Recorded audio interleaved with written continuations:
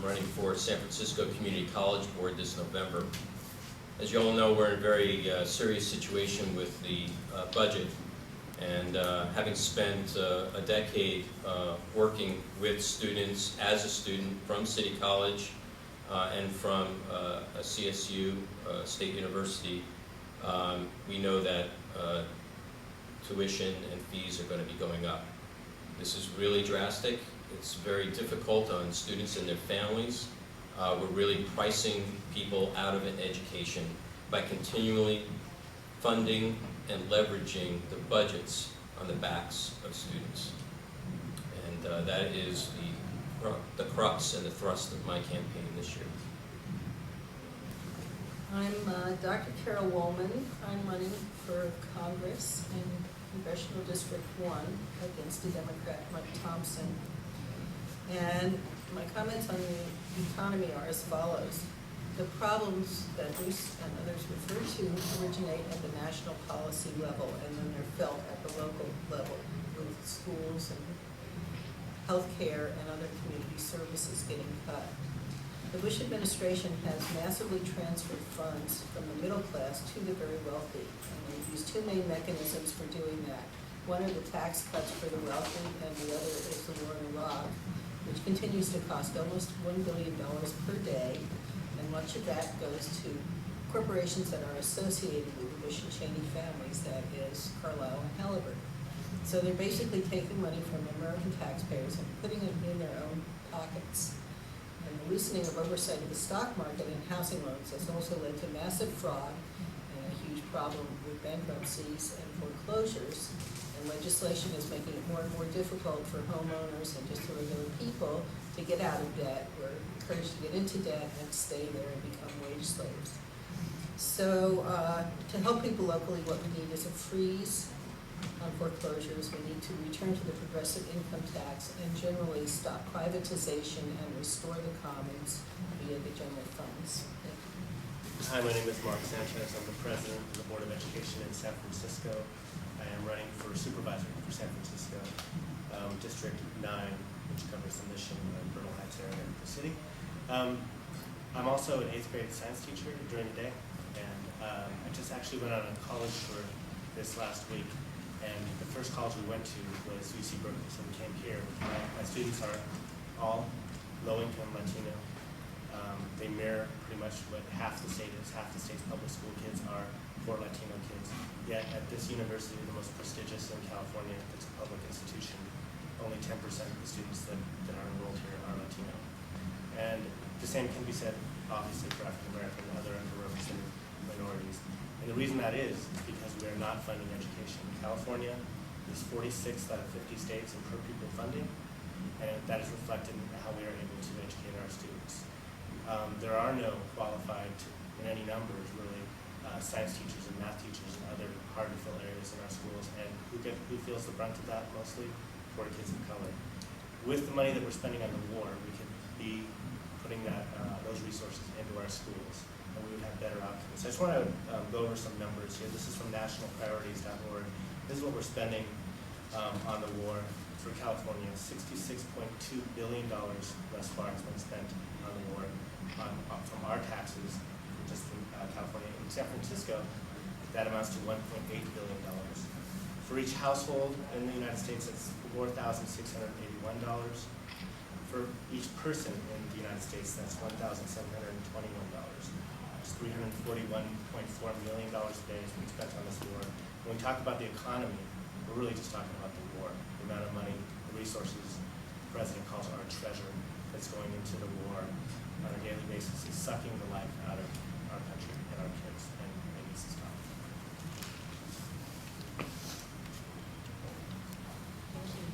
My name is Carol Bouvier, and I'm running for Congress in District number 14. And for over a decade, I've been working on educating the public about the global economy.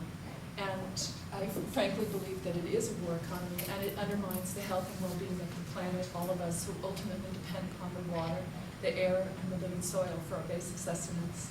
And as long as this nation devotes the bulk of its resources and energies towards waging war and controlling, killing, and imprisoning people, it will continue to rob its citizens The most blatant examples of this can be seen at the very highest levels of government, where the Constitution, the Supreme Court, and basic morality are not respected. Instead, we see rampant looting, corruption, war profiteering, and most recently, financial shenanigans, legitimizing fraud and predatory lending, allowing the rich to legally rob the poor and deprive them of their homes. The Federal Reserve itself was a horrific scam foisted on the American people that's only benefited the banking class and has never served the public good. The Fed has recently been responsible for deregulating the financial sector and encouraging speculative derivatives that created the housing bubble that we're now faced with. Fortunes have been made by some, but many people were lured into debt traps through promises of credit, no questions asked. Charging exorbitant interest rate used to be called usury, and it was forbidden by all the world's religions. In recent years, the federal government intervened to prevent state governments from protecting their people from the predatory lending practices of the largest financial institutions in the country. As a result, for the first time since the data began being tracked in 1945, homeowners' debt on their houses now exceeds their equity. California has the dubious distinction of being the state with the largest total number of foreclosures, more than 57,000 filings in January, one for every 227 homes. This is serious. Personal bankruptcies are expected to be the highest ever this year, and all levels of government are facing fiscal crises. There are solutions available to help those suffering the most in the short term, and we should help the most recent victims. But frankly, these are just Band-Aid solutions. We need systemic solutions that recognize that the debt crisis that has toppled empires historically, when wealth is so concentrated in the hands of the upper class that they blindly destroy their economic base and their ecological base, which frankly right now it's the whole planet. What our nation needs is a basic and comprehensive monetary reform to move us away from a debt-based system to an honest, transparent, accountable system. But as long as our political system is dominated by liars, crooks, and corrupt politicians who ignore their oaths of office and our Constitution, such comprehensive reforms are highly unlikely at the federal level, and it's only at the state level that we might have a chance of initiating minor reforms and Band-Aids.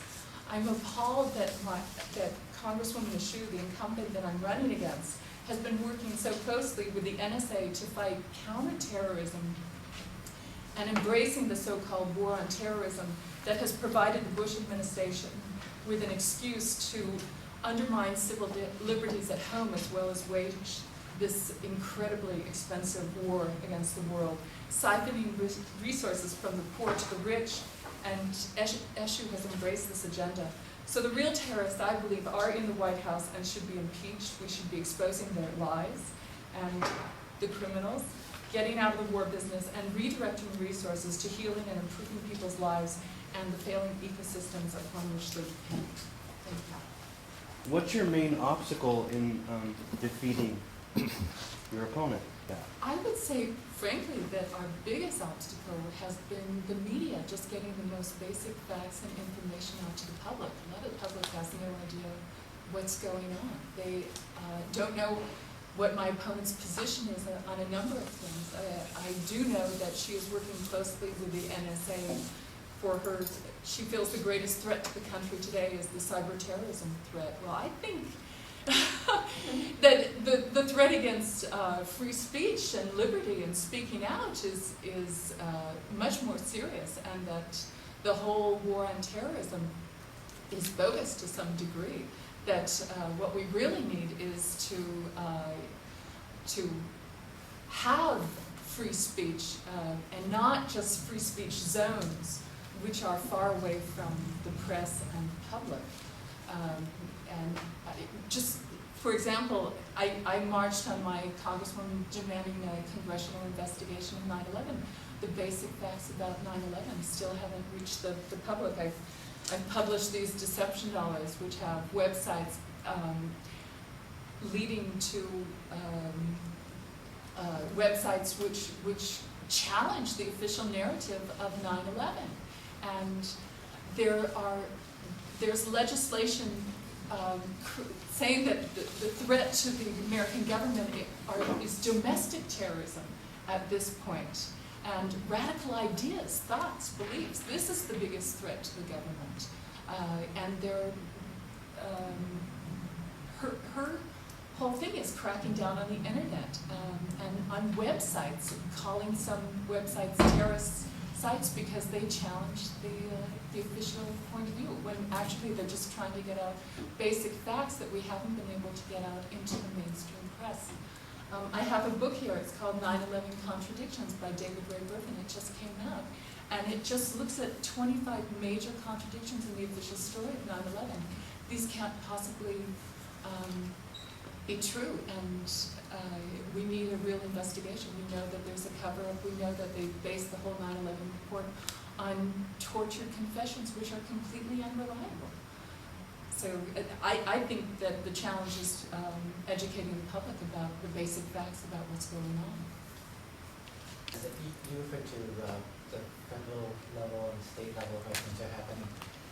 If you could talk about your candidacy in terms of how it fits in the larger green strategy, given this is an election year with elections from president down to state legislature and local offices. How do you see the Green Party playing a role in politics in this year and your campaigns within this strategy? If it doesn't make sense, just make an answer. I'm going to start by answering the previous question as a way of leading into the question that you asked. The previous question being, what are the major obstacles to a green campaign, basically.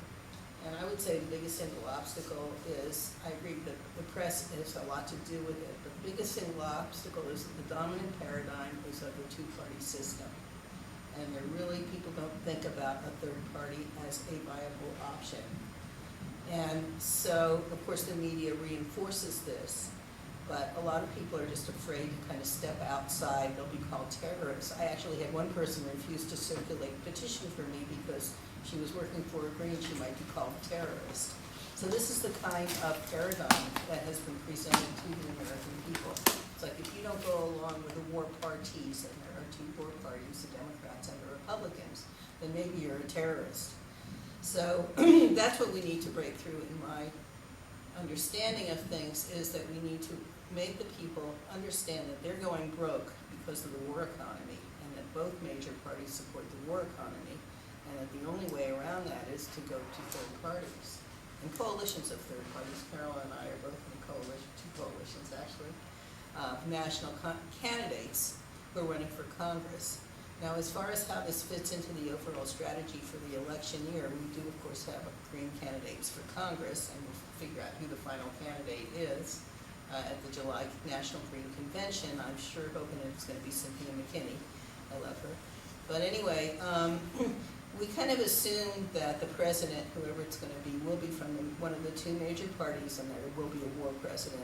I know Barack Obama has been making noises about getting out of Iraq, but let's face it, he is just as beholden to the war powers as any other candidate, and the ones that weren't have been knocked out of the race. So my feeling is that what we need to do is to take Congress, which is a lot more doable, seat by seat, and to use the congressional power of the purse and of oversight of the executive branch to limit the next president, whoever it happens to be, and to prevent continuing hemorrhage of our treasury into unprovoked, illegal war and occupation in Iraq, Afghanistan, Iran, wherever else they feel like they're going to go and make money for themselves. We've got to stop that, and this can only be done by taking Congress for we the people. We the people are sovereign under the U.S. Constitution, and the people who are currently in Congress tend to be beholden to corporate money, and they vote along corporate lines, like Ann Ashew or Mike Thompson, who I'm running against in District 1. So my vision for the Green Party is to really focus on congressional races this year and see if we can get some Greens into Congress, not just one or not just two, but a bunch of us. Greens and maybe independents, people from other parties who are willing to challenge the incumbents who refuse to vote for impeachment of the criminals in the White House, who refuse to use the congressional power of the purse to stop funding the war in Iraq, the war in Afghanistan. So I'm really encouraging as many people as I can to focus on the congressional races, to notice that all the hoopla around the presidential race is distraction from what's currently needed this year, which is to impeach Bush and Cheney before they leave office and put a stop to their nefarious plans to get us into World War III with bombing Iran, who has allies like China and Russia, who have said they would retaliate against us. So it's very serious right now that people understand there is a real alternative to the Democrat-Republican war machine, and that is Green Party and other candidates for Congress who are not beholden. So, with regards to this question, we've been dealing with trickle-down economics for a long, long time. And it's finally reached us to the point right here on the ground where people are actually losing their homes. They're not able to get educated. They're unable to deal with daycare. I mean, just the everyday needs of the people. And that's got to stop. So as the Green Party begins to spread its wings and run for offices that are on all levels, a lot of the problems that will be dealt with will be helped at the local level, where we can actually really make change. We need to spread our wings at the higher levels so that we can maintain a presence and maintain just the dialogue, even with other folks from other parties that have like-minded views on those issues. We just need to constantly be pressing forward on our messages. It's really important now with regards to the economy. Having Greens at a local level provides a lot more progressive ideas, a lot more sound ideas. The way Greens look at the economy is not just frivolous spending. We're actually pretty fiscally conservative, but we know where to spend the money.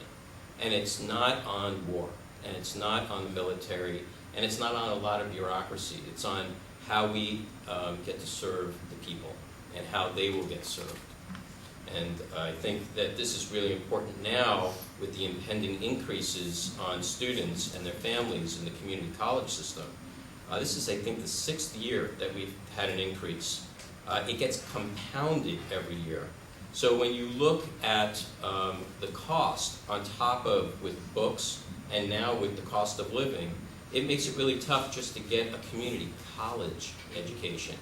And we're talking about trying to increase our education among our youth that are coming through the regular school districts like Commissioner Sanchez, President Sanchez on the school board in San Francisco.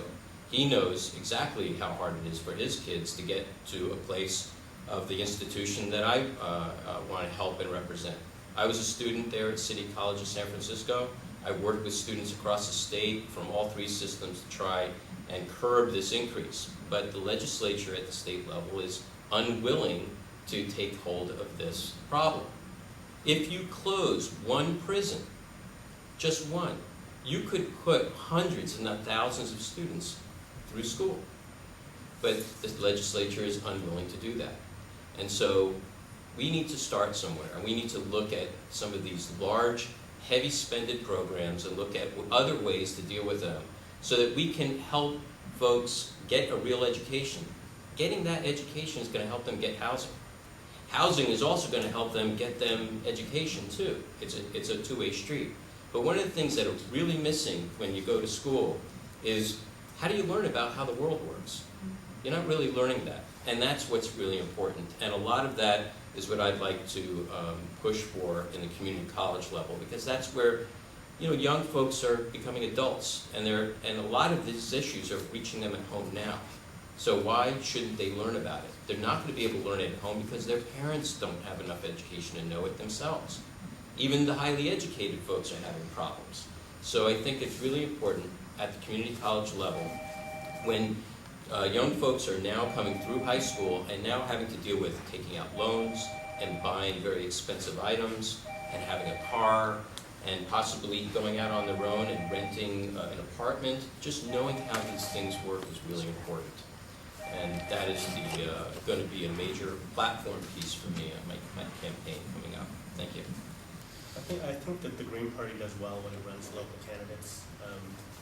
In San Francisco, I mean, it happens to be a very progressive city for the most part, but we've had 6 elected Greens starting in 2000, probably more than any, I'm sure more than any other big city in the country.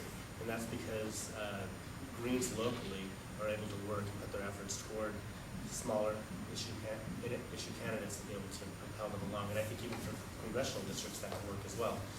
When we focus that way, we're able to succeed. And Matt Gonzalez, who was the first elected Green in San Francisco, actually pushed through legislation that enables San Francisco and has been followed by Oakland and I think other cities to have ranked choice voting, which allows for third party and multiple parties to be able to run candidates and then be able to have people vote their conscience and then vote maybe more pragmatically and get people elected that way. So we're very fortunate in San Francisco and the Bay Area, and I think that we'll be able to elect even more Greens to local office. And then that'll build up a base so that we can run for even statewide and even national office. And that's how I see it working in terms of the Green Party, which is very grassroots. I mean, Green Party candidates do not accept money from corporate donors, do not accept money for the most part, I won't, from labor unions, although I'm glad to accept contributions from labor rank and file.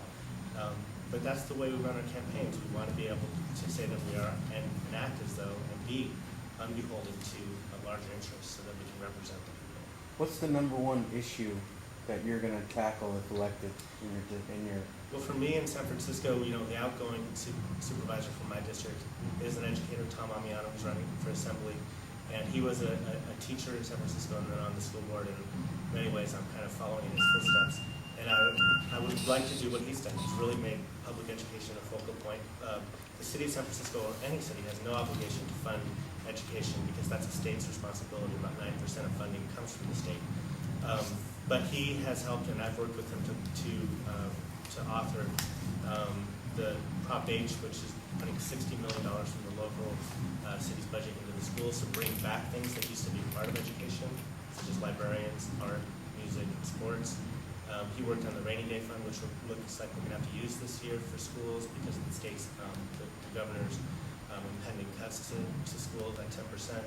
So the kind of work that Tom Amiano has done in bringing together other supervisors and the mayor to work toward making sure that public education is funded and supported, I want to continue that work. I mean, obviously being a supervisor means you have to do a whole lot more than that, and I'm prepared to do that. But I think if you cannot educate your kids, then you're failing your city as a whole. In our schools, more than half of our kids are on free and reduced lunch. They tend to be pretty poor kids, and they mostly are kids of color.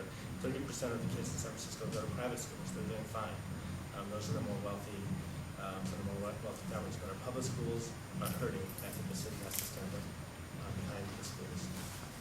I just wanted to say that the Green Party, if you look at our values, we believed in decentralization, grassroots candidates, grassroots democracy, and I might be running for a federal office, but I consider myself to be a very local grassroots candidate, and I just can't help being more concerned about these larger national issues, but I really applaud everyone who's running for local office, and I've been encouraged to run for local office too, because I think it's really important, especially to open the dialogue on these issues. As I talk to people about the connection between Congress and local issues, I find that people are not really clear. But the fact is that the policies that are made in Washington very clearly impact local government, state government, things that happen on a local issue and on a local level. And so I think it's really, really important to get some Greens into Congress who are tuned into local issues, who can work with the local communities on the things that are of most concern. For the past 3 or so years, I've served on the San Francisco Sunshine Ordinance Task Force. And one of the important aspects of this is open and transparent government. And one of the things that we're experiencing, not only just in the city, but nationwide, is the lack of transparency in what is going on. I think some of the things that other folks have mentioned in so many words have been a lot of, not just secrecy, but just protection of a lot of information that belongs to the public. It's made by public officials and is presented by public officials, but we never really know what the details are. And one of the most recent incidents is the Olympic torch situation, where it was very difficult for the press and for local residents to get any information about how that came about and what was going to go on with it. And that is purely a sunshine issue. San Francisco has one of the strongest sunshine ordinances in the country. And it's really important for my race at City College. This has been a very interesting issue because of its bonds. When it goes out for bonds, it has a very minimal requirement on its reporting to the public. And so it gives very broad ideas about how it's going to spend its money, but nothing very specific. And that has been a thorn in that school's side for a very long time. And it's time to remove that thorn and allow the information to flow. I think at least three of you have touched on the idea of this housing mortgage debacle, and it seems like the people that are making the rules are being funded by the people who are scoring the points and walking away. Yet I didn't hear anybody mention regulation or any specific things that you would go in as a congressperson or whatever position it is that you're going for to, what specifically do you see as being an answer that you can provide to the debate? Well, the first thing would be a freeze on foreclosures so that people stop losing their homes. And then I would also do some kind of negotiation where people who are in trouble would get reduced or no interest rates on their mortgages. The banks have already made tons and tons of money off of homeowners. They don't need to keep doing it. And what's happening is, of course, that the banks are getting bailed out, but the homeowners are not. And there was just a bill that was passed in the Senate that refused to offer relief to homeowners on loans and favored the banks again. So this is the kind of thing that has to be changed. And I think Carol did mention the deregulation of Wall Street, basically, that has taken place, that has allowed all the speculation and paper and subprimes and, what do you call them? The derivatives? Derivative bond, all the junk bonds and all of that.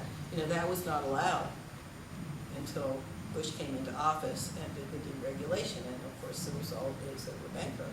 So all of these safeguards have to be put back in place, and the whole thing has to be restructured so that people don't make inordinate profits. Heads of corporations don't take home outrageous salaries. Corporations are limited. I would like to see corporate personhood get abolished as a way to make sure that corporations do have to answer to the public that charters them on a state level. And there are a lot of different things that can be done, many, many things. But the first thing is to get political power so that we can actually do them. I mean, it's nice to put out platform points, but what good is it? It's just rhetoric unless you actually are there. So the main thing right now is to educate people about the nature of the crisis, that it is because of the war economy, which is run by the two major parties, and that what is needed is to go to third parties who represent the people, not corporations. I actually, I've done conferences on transforming the global economy, and if you look, it's a huge problem. The land and money are problems globally. You have a tiny percentage of people who control most of the land. And when you look at the amount of debt in the world, you see all the poor nations feeding the rich countries that are just basically devouring them. This is such a long conversation in some way. The word mortgage itself means gamble for debt. People, it was risking their lives and the livelihoods of their family if they ever had to obtain a mortgage. But over the centuries, we've become accustomed to it. Now, the entire liquidity of the system is in mortgages. That's what makes the economy function. But there's not enough money to pay back all the debts. If you realize what a scam, what a game it is, to the benefit of a few, and to the cost of the many, it's outrageous. I have a weekly radio show. It's called Questioning War, Organizing Resistance, and my show is actually on the debt crisis and solutions. This coming Monday, And there's a film made by Danny Schechter. It's called In Debt We Trust, and he'll be on the show. But he just looks at the upper level, the most recent congressional, federal level, the predatory lending practices, without even going into the deeper kind of transformations that we need to happen so that you don't have some people playing the system and tricking people into these predatory loan practices. If we had a more honest monetary system, the price of goods and services would be half, and you wouldn't have this continual sucking away of wealth. If you don't have land reform and monetary reform simultaneously, if you had a more equitable distribution of the land, it would all get messed up soon just because of the dynamic of our debt-based monetary system. This is why I say we can fix things, we could do Band-Aid solutions, but we really have to educate people and look at more systemic solutions if we're going to solve the problems. And what's not happening right now in Congress is because Congress is so beholden to these wealthy financial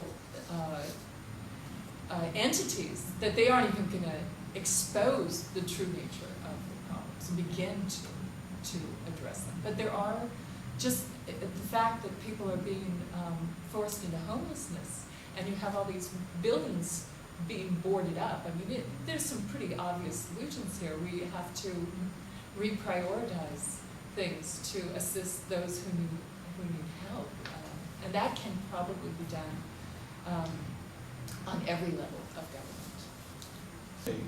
What things would you, Carol, and you, Carol, bring to the table, a different point of view that can turn our situation around compared to the war parties in Congress right now? Well, again, Mike Thompson is similar in the sense that his voting record shows that he always votes with the banks and big pharma, but he presents himself as a liberal. So there's an awful lot of hypocrisy that goes on that fools people. People are fooled. They want to believe, people really want to believe that our government represents us and that they're working for us. And they just have a lot of trouble accepting that it's not like that. But now that people are really hurting economically, I think we can get it across to them that this is happening because the two major parties are beholden to the big corporate interests that want war. And the money's going down that war hole. So, I mean, it's an educational issue, and we have to work around the mainstream media because they're not going to carry that message.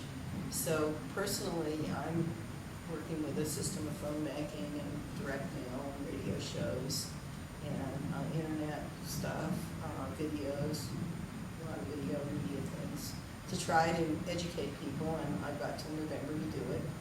And Greens have gotten 4% of the vote in District 1 historically, and so I need to get about 40% because the Republican always gets 35%, so I need to get half of the Democratic vote, basically, in order to win.